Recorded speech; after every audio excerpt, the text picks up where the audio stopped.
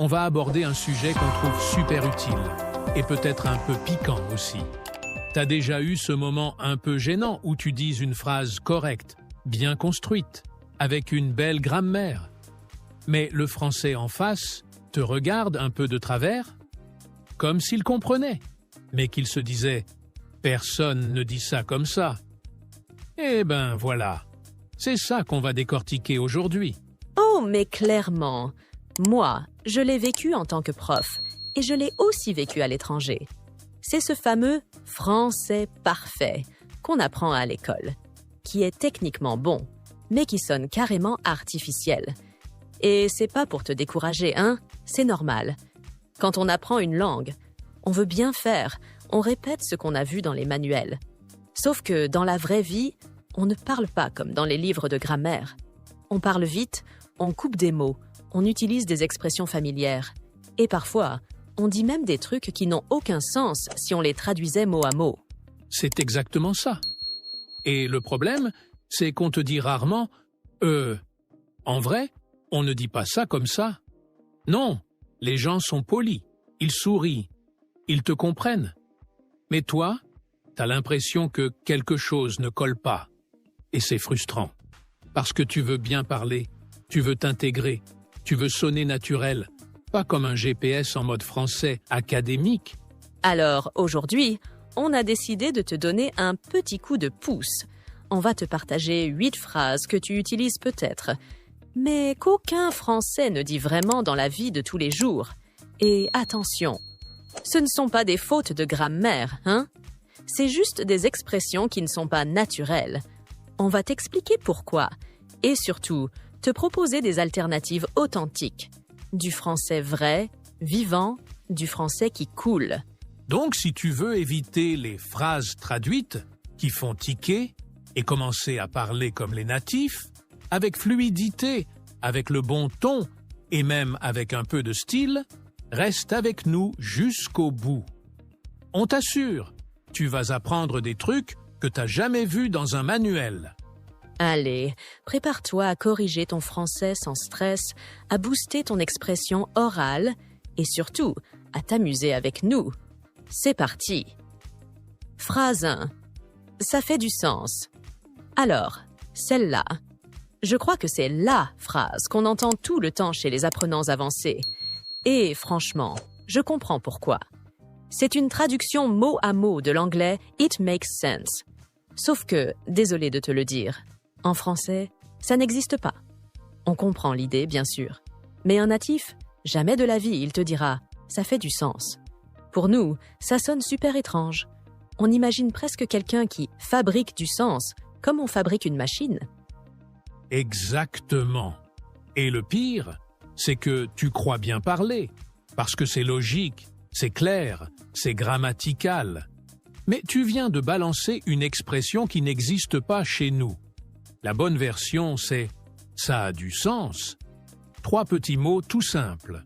Par exemple, tu dis « ah ouais, ce que tu dis, ça a du sens. Je n'avais jamais vu les choses comme ça ». Et là, tu passes crème. Personne ne va tiquer. Tout le monde va trouver ton français fluide. Donc retiens bien. En français, le sens, on ne le fabrique pas, on le possède. Phrase 2. Je suis fini. Aïe, aïe, aïe. Alors, là. Attention danger. Je suis fini, c'est pas juste une petite erreur. C'est une phrase qui peut être hyper dramatique selon le contexte. Genre, t'es au bout de ta vie, c'est terminé pour toi. Il n'y a plus rien à faire. Imagine quelqu'un te dit « je suis fini ». Ben moi, je l'imagine allongé dans un lit, regard perdu, musique triste en fond. C'est pas très joyeux. Mais oui, alors que toi, t'as juste envie de dire « j'ai fini mes devoirs » ou « j'ai terminé mon travail », rien de plus. Donc, la bonne formule, c'est bien « j'ai fini » ou « j'ai terminé ». Tu peux dire « j'ai fini de manger », « j'ai terminé ce projet ». C'est clair, net, et surtout, ça n'inquiète personne, parce que « je suis fini ». Franchement, c'est un peu glauque.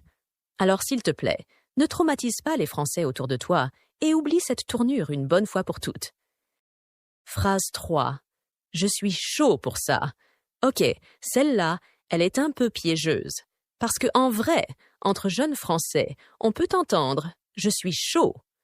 Mais c'est super familier. Et surtout, ça dépend du contexte. Utilisé au mauvais moment, ça peut vite devenir gênant. Grave. Imagine, t'es dans une réunion pro et quelqu'un dit « on cherche un volontaire pour faire la présentation ». Et toi, hyper motivé, tu balances « moi, je suis chaud ». Eh ben, bon courage. Soit on te regarde bizarre, soit on éclate de rire. Parce que être chaud, hors contexte, ça peut avoir une connotation sexuelle. C'est pas toujours le cas, mais le double sens est là. Donc, pour rester dans le clair et naturel, tu peux dire « je suis partant ». Carrément. Ça me tente. Ou même « j'ai trop envie ». Par exemple, « on va à la plage ce week-end » ? Grave, je suis partant. C'est vivant, c'est courant, et ça évite les malentendus gênants. Et si t'as vraiment envie d'utiliser « je suis chaud », assure-toi que t'es avec des potes et que le contexte est détendu. Sinon, mieux vaut jouer la carte de la prudence. On veut que ton français soit cool, pas chelou. Phrase 4. Je ne peux pas attendre de le faire. Alors celle-là, c'est un grand classique. Tu veux dire « I can't wait to do it ». Donc logiquement, tu traduis « je ne peux pas attendre de le faire ». Et là, on te regarde un peu bizarrement. Parce que cette phrase, même si elle est grammaticalement correcte, elle sonne hyper bizarre en français. On la dit jamais comme ça. Exactement. En français, ce qu'on dit à la place, c'est « j'ai hâte de ». C'est ça l'expression naturelle. Exemple tout simple. J'ai hâte de partir en vacances, j'ai hâte de te revoir, j'ai hâte d'essayer ce nouveau resto. C'est fluide, c'est courant, et surtout, ça ne fait pas sursauter les Français. Et entre nous, si tu dis « je ne peux pas attendre », un Français va peut-être penser que t'es super impatient, genre stressé, pas content. Alors que « j'ai hâte », ça montre de l'enthousiasme positif. C'est la nuance qui change tout. Phrase 5. Je suis en train de penser à ça. Ok, ici c'est pas faux, mais c'est trop long, trop scolaire. Dire « je suis en train de penser à ça », c'est un peu comme si t'essayais de montrer que tu maîtrises le présent progressif.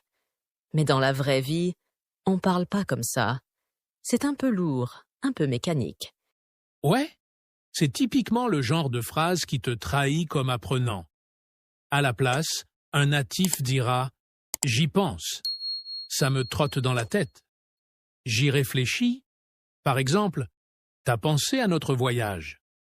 Ouais, j'y pense pas mal en ce moment. Ou encore, ça me travaille.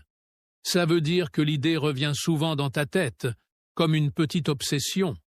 Ces petites expressions, elles sont supernaturelles et montrent que tu maîtrises les codes de la langue. Phrase 6. Je suis intéressant.